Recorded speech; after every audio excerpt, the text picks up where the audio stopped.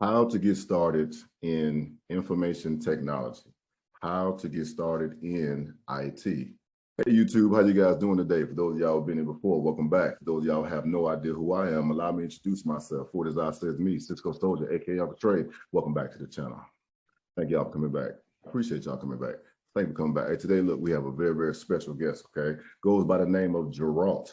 And the reason why I say he's very special, okay, is because this individual, right, he made the conscious decision to change his career and go and pursue a career in information technology. And he's going to tell everybody about that today. So we pray that you get value out of our conversation, okay? So without further ado, I'll just go ahead and turn it over so we can jump right into the topic. Hey, Geraldt, how you doing today, brother?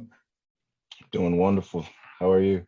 Hey, man, I'm doing great. I'm doing great, man. Hey, so if you don't mind, for the audience, man, could you please, give us like the elevator speech, about yourself and what you have going on right now? Absolutely. So thank you again so much for inviting me on your show. Really appreciate it. And I respect the platform you have here. So myself, I'm a college graduate and I studied broadcasting and digital media at Cedarville University. Funny story about that is that I originally intended to go for engineering communications or electrical engineering. And after about a year of that, switched back into communications and that's what I finished with. So I did that in Ohio. I went to New York City right after that and started working as an audiovisual technician. Another aspect of myself is that I've been a musician for about 15 or more years. So that side of myself is just as important as the tech and plays a role in all that I do in life. So that's where I got my feet wet in New York City, just as an audio engineer, and made my connections at a recording studio and just getting into the world of tech, learning about audio engineering from the recording side, and then also as a live sound engineer, and started working with some private companies and also with more corporate companies. And the most recent opportunity was with Canon. Canon, they make the printers and also have a side business called Canon Business Process Services, which is contract out employees to work within other companies. And so my most recent role was to work with Canon and to be an audiovisual technician for an ad agency. So that was my most recent tech position right before the quarantine and all that started last year. And as of last year, that position fell through, and pretty much that's where I got the idea that maybe I need to find some job security and look into the field of tech. Hey, Geraldt, so man, that's an interesting story, man. So like you are an audio visual engineer. First of all, before we get started, right? So you say that you're a musician. Like, what do you actually play? Yeah, I play drums, and I also record I record myself and do a little bit of production. So what type of drums do you play? Like, do you trade like the bass drums, or do you do like Nick Cannon on drumline, or the snare or whatever? Like, what do you play? Both actually. So that's where I got that's where I got my introduction into music was in middle school. I started, or I think it was high school actually. I started with the marching band and learning to read music, learning to play the quints, which is like the quads, I guess you could say, in the drum line. Okay. And so that was my original foundation. And then over years, started playing drums in church, started finding some jazz musicians who like to play at different events around campus and college. So then I started playing set, and that's what I do right now. So I play the set. Okay. Now, you talked about how the pandemic, right, kind of slowed down the audio visual work. Could you go more in depth into that?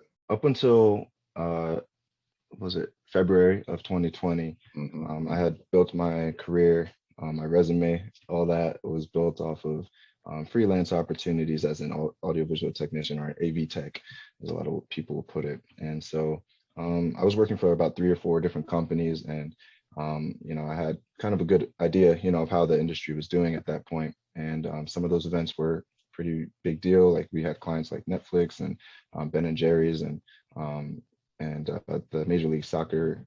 So we were working with some pretty important clients, and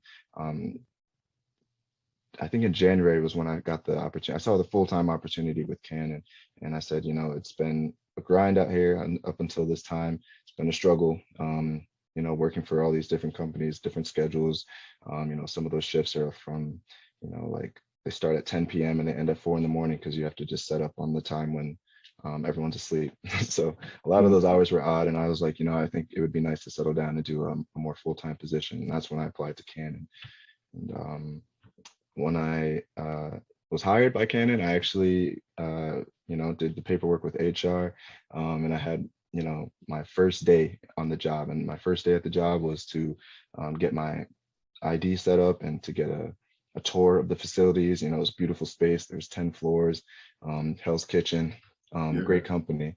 The culture was great. They were like, the dress code and all that, it's going to be casual. You don't have to dress up in a suit and tie. You can be yourself. So I was excited about that.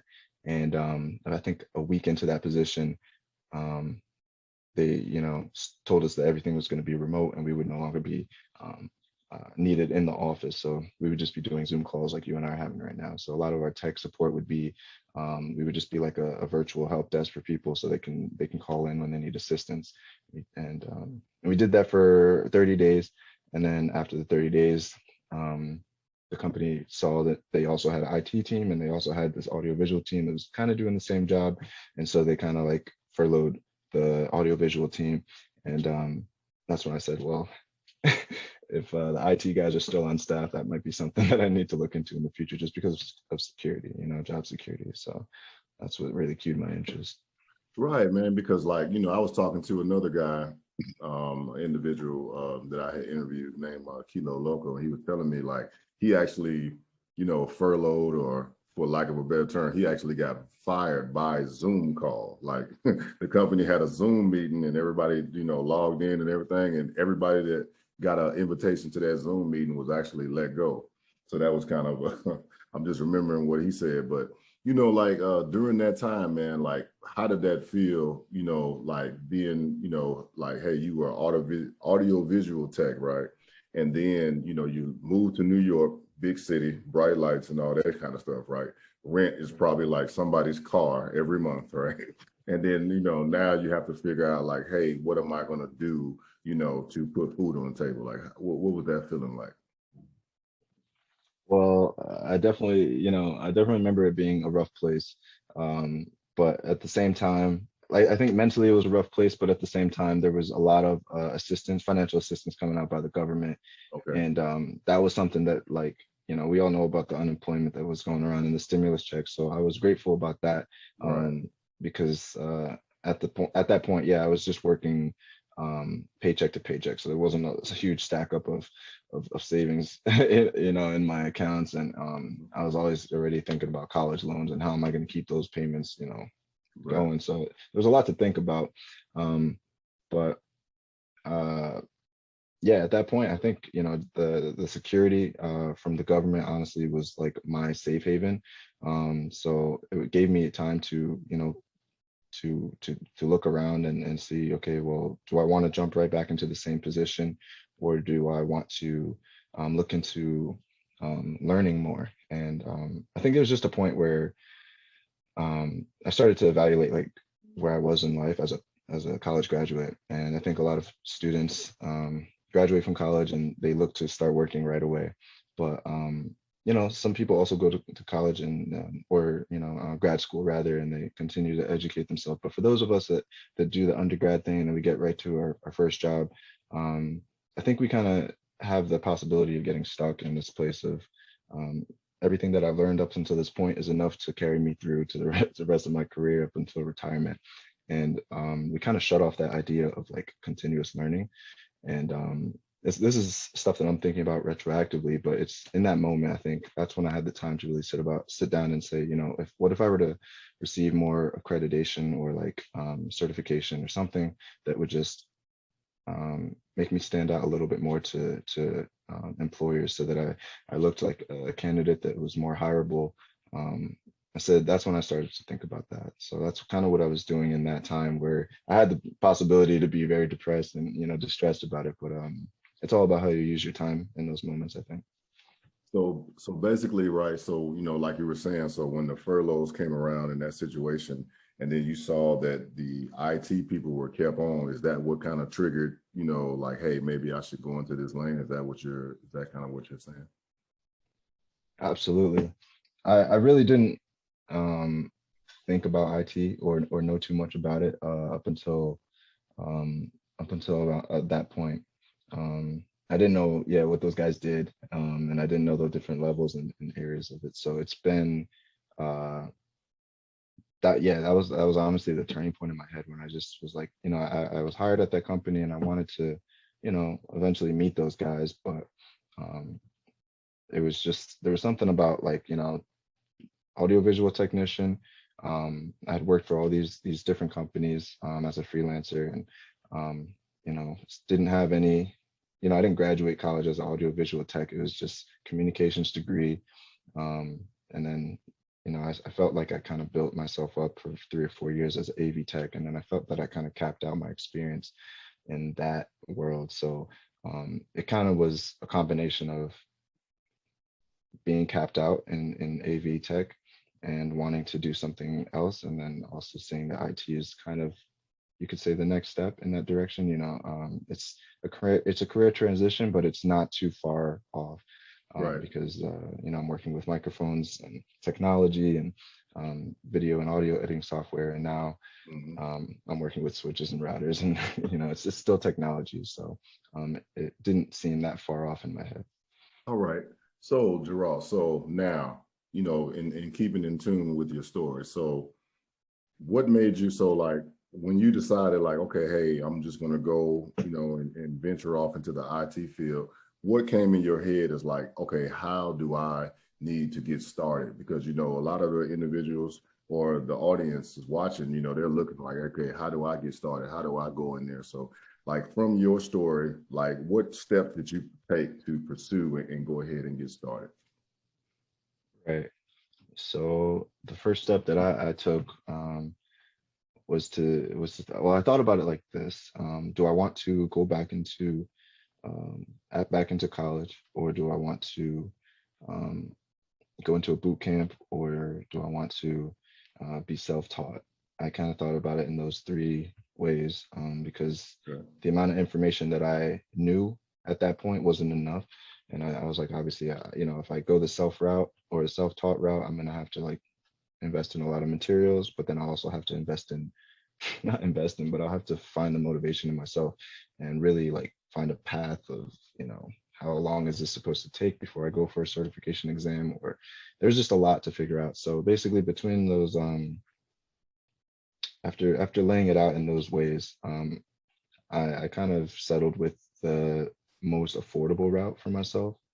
So um, it took a while to find Per Scholas, but I spent some time looking at programs that were free. And I know a lot of people, go right into the boot camps or right into the idea of maybe they need to get a master's degree in security, information security. But I kind of took a gamble. I was like, I don't think anyone is going to be teaching the education for free aside from YouTube or anything like that. But Right.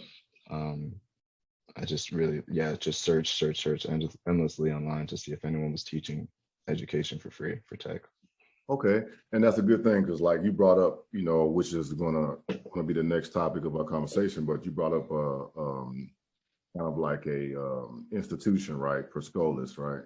And this is what you use to take advantage. You mentioned those boot camps. Some boot camps, man, can range from $1,200 to $6,000, right? It just depends on what type of boot camp it is and what exactly they are teaching or whatever the case may be. So you made the choice to go to Per Scholas, and what you're saying is that you searched around for like free, individuals who were teaching like free classes and stuff like that. Exactly. Because up to that point, I didn't know which certifications I wanted. I didn't know specifically like which area of IT, which would end up being like the kind of network administrator or network engineer. That was what I ended up kind of like siding with. But in the beginning, I didn't know where I wanted to go. So I definitely was just, I went on New York's website. I think New York.gov, and you look up the programs and free education that they have. And I only actually found out about that through a coworker that I was working with at Canon. And I just expressed to him, we were working in a delivery logistics position at a loading dock, and I expressed to him that I was thinking about IT, and he was like, well, if you're thinking about it, I know. He was like, my grandmother works at, for the state of New York, and she recommends to me to go for all these programs that are, they're by the state, created by the state, and they want people from lower income communities, people from underdeveloped, education backgrounds and all that, just to go for that. So that's where I started. I started on New York's website, reading through a lot of different pages and pages of programs, and I was like, this one, no, this is not what I'm looking for. This won't work. And I also went on YouTube, and after watching a lot of these guys who make videos and they teach IT, you can look at their programs as well. Some of them are thousands of dollars and hundreds of dollars. And I actually paid some money for one program, and I received like curriculum for it, but I never started the program because I came across the other one. But yeah. Okay. Hey, so like Per Scholas, all right. So nonprofit organization, like you mentioned, helping out different types of people from different backgrounds, things like that. Take me through the process of getting started and going to attend Per Scholas. Like, what was that like? Like day one walking in, like what is the method of delivery? Like, what is it like attending Per Scholas? Do you mean like the application process or like? Oh yeah, everything. Like, so starting from the application process, like how do you get in, to like what's class like, what's the hours of delivery or things of that nature? Yeah. I'll say the application process was a couple of essay questions that you respond to. Okay. That's like the initial step. And then the second step is also it's cognitive skills. So you have a exam that you take on a third-party website, which tests how fast you can type and how many words per minute, to see if you're up to speed on that. And then there was a math exam, which kind of tested your knowledge up to what you should know for like the GED equivalent, I would say. So yeah, I think as you finish the essay questions, then they put you into the next step, which is the word count. And then the other step would be like the last step that I had just blanked on. But I would say that the essay definitely was I thought way too hard about it. And after I got into the program, I was like, I probably shouldn't have spent so much time over analyzing that. But it was just So like, like, yeah. With that, right? So like, what type of programs, what type of programs do they offer there?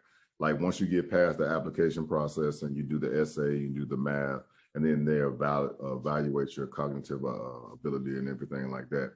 So then I guess, like, do you choose a class right away? Like, do you say, hey, I want to go into networking here or software development here? Or do they kind of like give you a path based upon how you scored on the test? How does that work? That's a good question. So it's not exactly off of the scores, but they do have like they do have prerequisites that you have to complete before you can take certain courses. Okay. So as far as I know, you can't jump into without any prior experience. You can't jump into like a Linux course or a Security Plus course or Microsoft Azure or something like that. So you do have to start with the A+ training or the Google IT certification before you can move up. And so they call that course the IT support, and it's available remotely. So it's like they call it a national program, which means you can basically enroll in it and take it from any state in the US. And yeah, so they're based out of the Bronx in New York, but during the course, I was actually taking it remotely. So I was not in the Bronx, I wasn't in Brooklyn, but I picked up a lot of the materials. I had to travel to the Bronx to pick up the materials for the class, which was this book right here, the A+ exam book. Okay.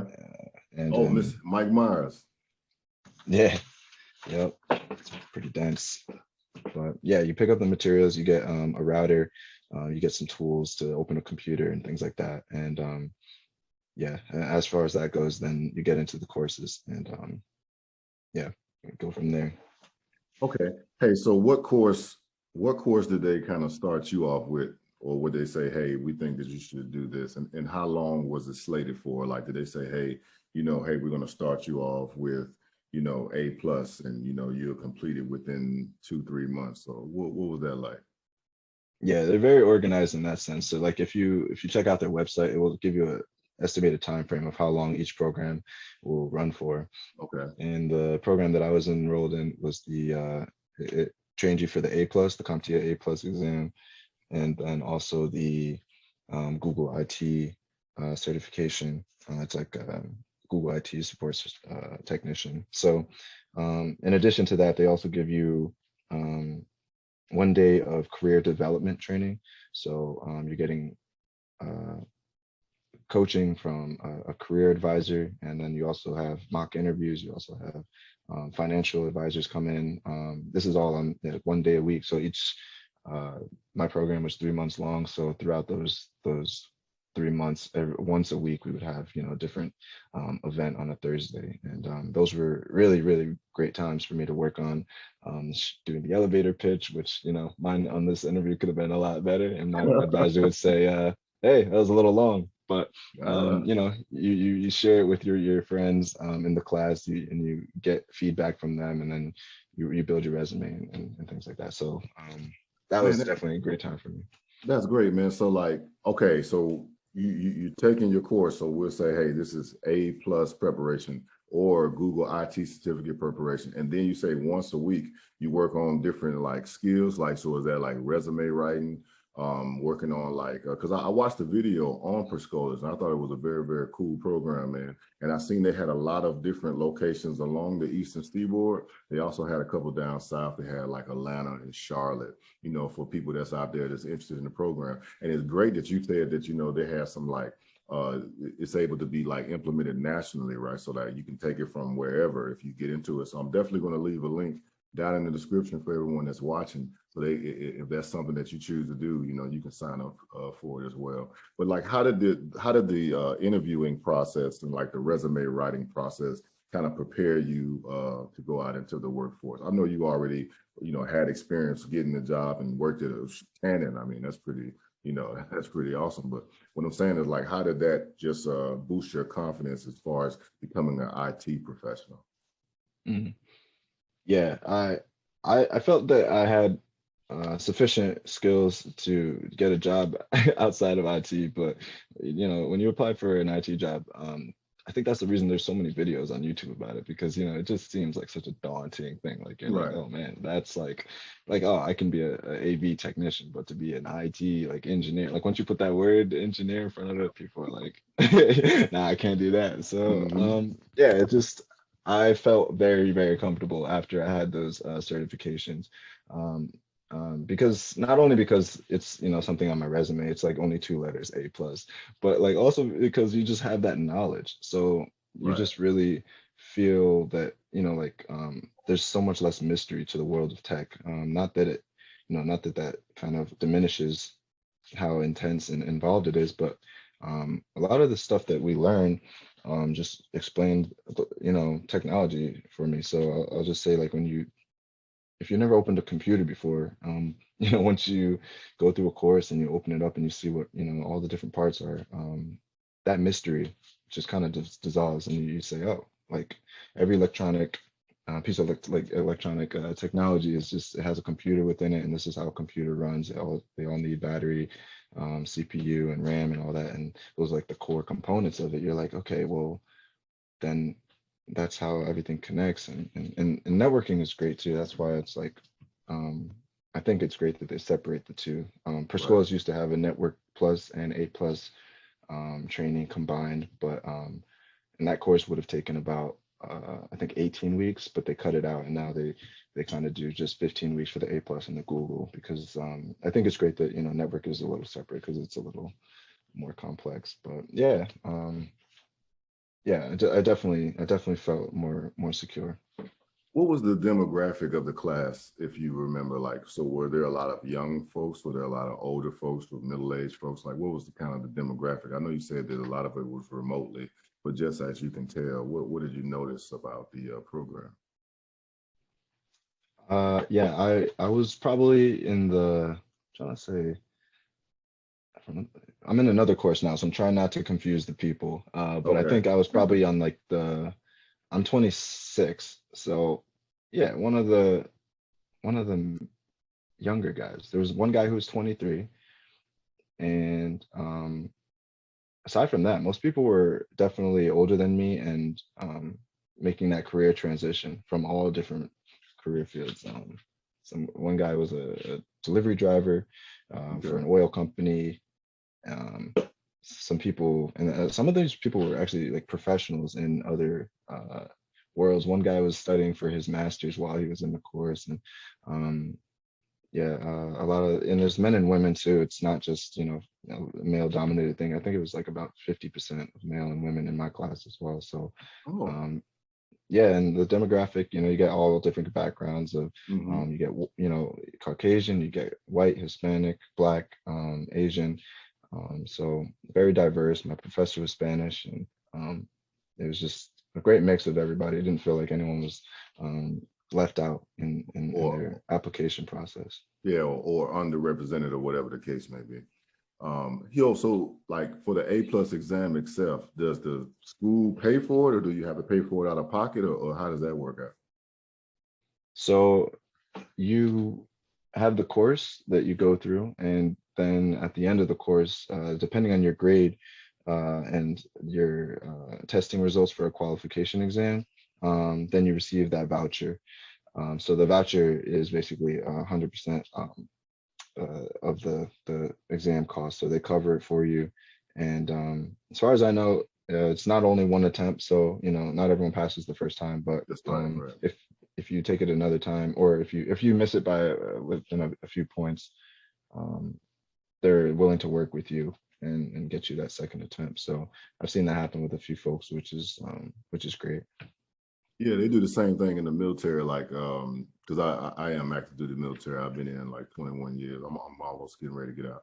But for us, like when we take, they have these training courses for like 2 weeks, right? So they'll train you on A+, Net Plus, Security Plus. And then what you'll do is, like, after the course, they'll make you take a test, right? It's called like the measure up test, right? And then once you Hmm. take the measure up exam, depending on how you score, then you will qualify for a voucher. And then yes, it does cover the full exam cost. So I see, that's kind of like it's kind of the same situation, man. So that's real cool. So like now, as far as like when you complete the program, right? So as far as Per Scholas goes, so let's say that you went there for 3-4 months, you completed a program. Does Per Scholas, do they actually help you? Do they have anybody that aids you in the job hunting process? So they teach you how to go on websites and go out there and look for jobs yourself and submit resumes? How does that work out?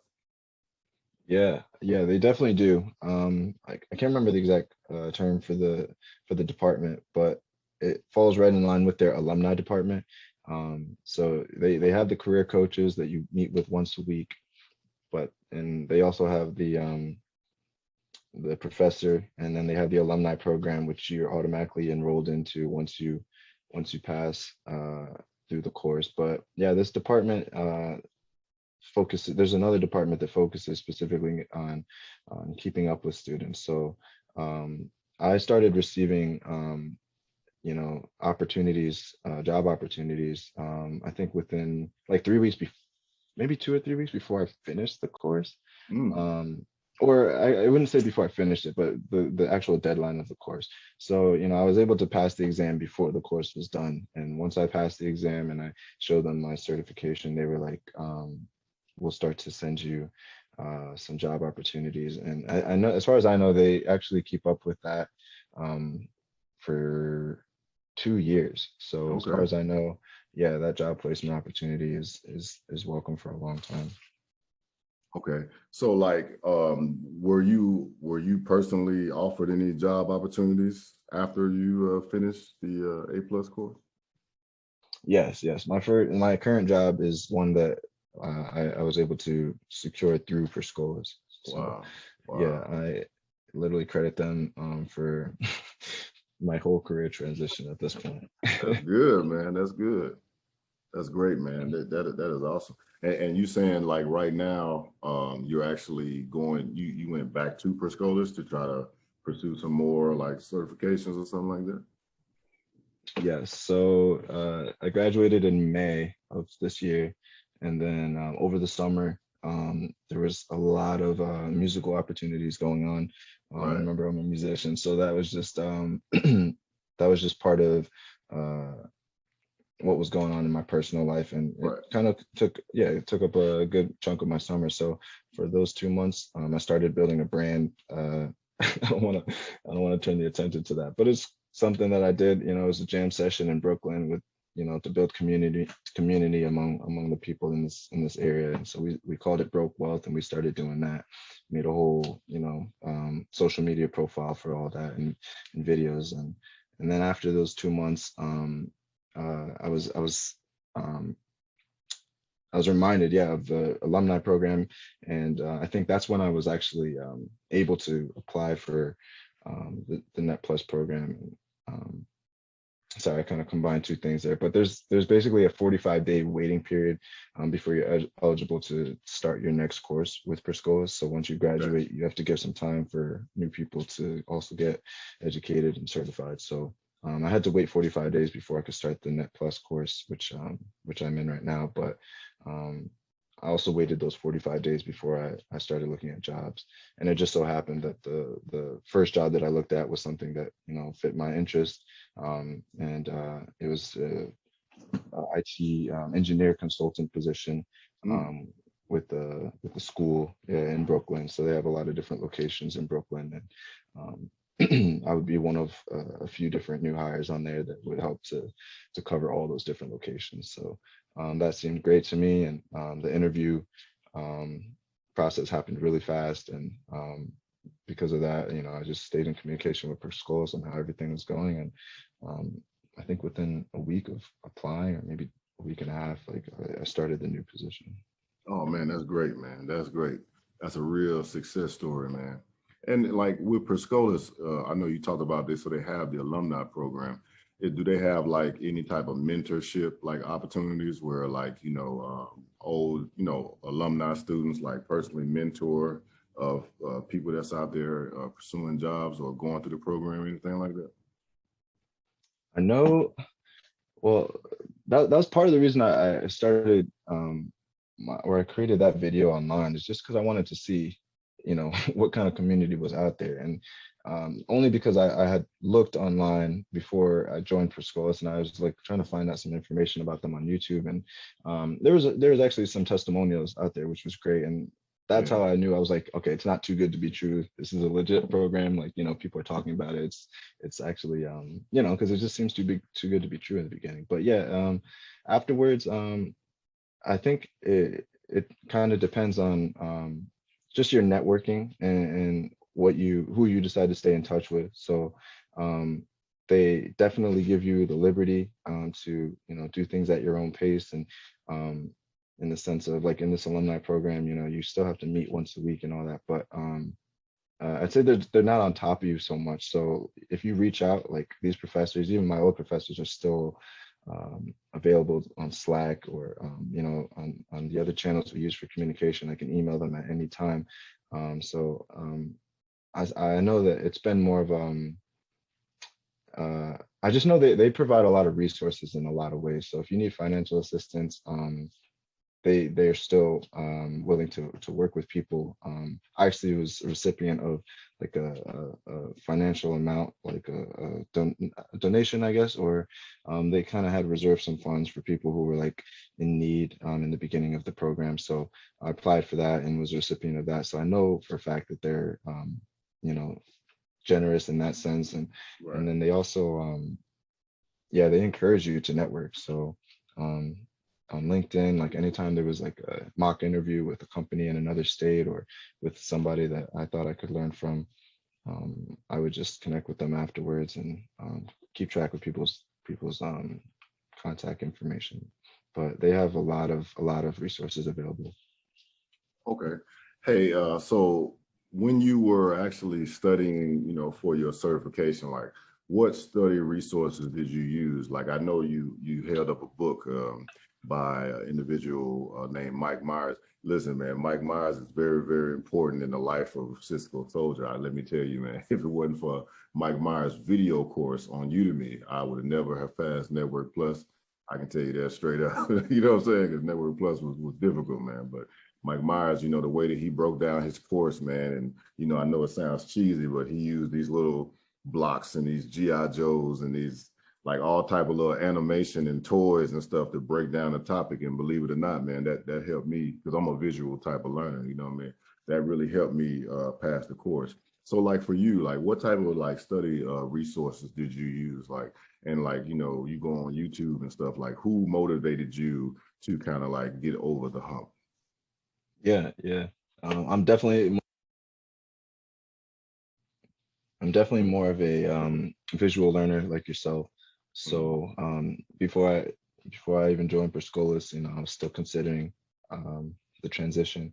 I started watching Network Chuck on online, and I still watch him to this day, but not as much because I'm in a network course by Per Scholas. I want to kind of give them the respect and the time and energy they deserve. But yeah, he's I love the way he's excited, and he's very he has a lot of like passion and charisma and excitement. And he talks about IT in a way that I don't hear too many people talk about. But like, you know, I see you talk about it this way, and even some of the other guys that you've featured on your channel.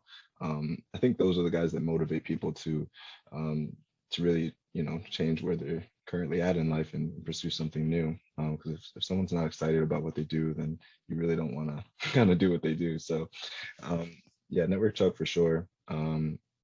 Just seeing him work with Packet Tracer was really helpful for me to see how data moves along through different circuits and all that. And I'm also very hands-on, so I used a lot of flashcards just with the objectives, where I would write down on one side the definition and the other side the actual concept. But throughout the course, I gotta hand it to Per Scholas. Like the professor really took the time to get hands-on with these labs that we were assigned. So just being hands-on with Active Directory and with command prompt and running through those, you know, commands and all that. At first it was tricky for me because I'm a Mac user, I'm not a PC user, so I had to kind of translate all that over. But yeah, once I figured that out through the virtual machines and all that, it was really really helpful because then you get hands-on with things, and again, that mystery kind of dissipates.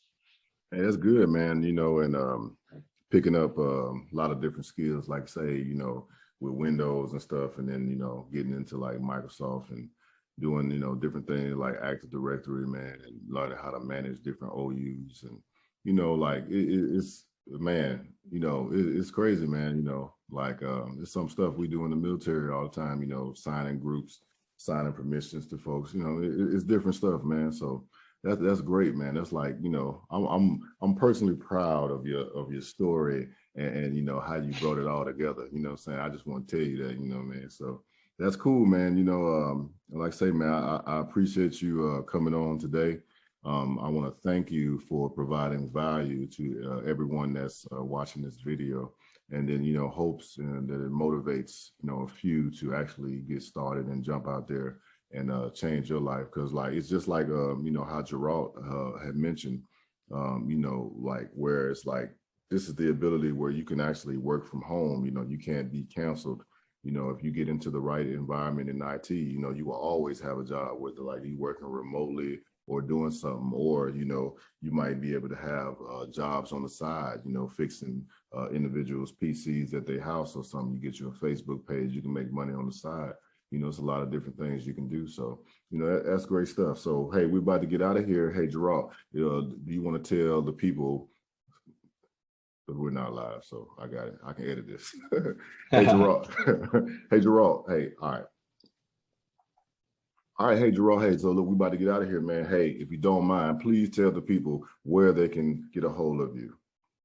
For sure. I would say the best way to reach me right now is on my YouTube platform. So I am posting weekly or bi-weekly. The channel goes by my first name, Geraldt, It's Gerald, and you add a T at the end. And so that's the #1 platform, but my Instagram goes by the same information. So you can check me out on either one of those platforms. All right, hey, you heard it there first. All the books and stuff that we mentioned today that Geraldt was talking about, I'll make sure I leave a link in the description. I'll also leave a link to all of Gerald's social media so that way you can go ahead and reach out to him and anything like that in case you have any questions for him. All right, hey, so thanks a lot for everybody for tuning in. Once again, it is I Says Me, Cisco Soldier, aka Uncle Trey. Thank you for your service.